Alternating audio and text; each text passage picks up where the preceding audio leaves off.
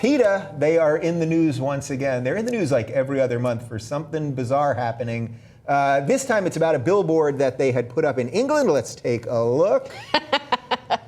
Some bodily fluids are bad for you.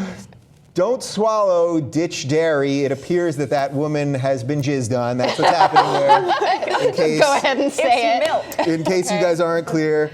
It's milk. That is milk. Right. Milk, jizz, whatever. The point is, they took that ad down in 48 hours. People were very upset about it. They said this was pushing it a bit much. We've got a quote from the director of PETA. The billboard is a cheeky way to alert passersby to the dangers of drinking cow's milk. Dairy products wreak havoc on human health, and the dairy industry's routine cruelty to cows, who are used as nothing more than milk machines, should persuade anyone not to swallow products made with cow's milk. I think the swallow there was sort of the key to the whole thing. I think this is kind of interesting because there's probably some scientific points to be won, maybe about dairy and humans, maybe?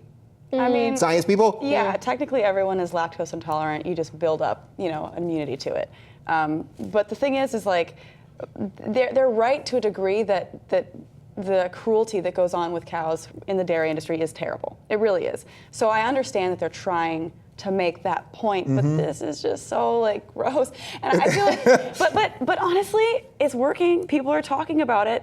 That's what they wanted to happen. A lot of groups do this. They'll make a billboard or send some kind of message that's over the top, controversial. People talk about it because if you say something nicely, no one listens to you, honestly. Right, so is that the key here? So they're just playing us sort of like they know this is over the top because this is purely porn, sexual, we get what they're doing, and then they take it down and now they just get free advertising, right? I mean, this is old hat for PETA. Yeah. I generally disagree with 99% of what PETA says. I also generally disagree with maybe 50% of PETA's marketing tactics. I love this one. I gotta be honest. Yeah. I think it's hilarious. I get that a community would want to take it down.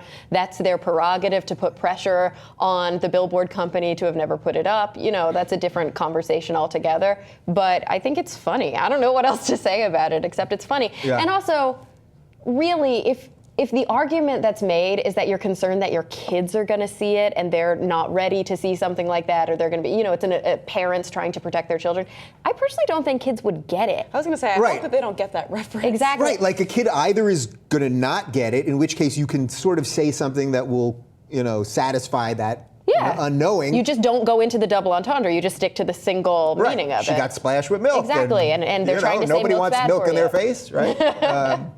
Do you think this is sort of what we were talking about with the previous segment and Grand Theft Auto? But does PETA end up strengthening the other people? Because then, this is also what you're saying, that they throw these things out, and then the people, the animal rights people see they're all heathens. Yeah.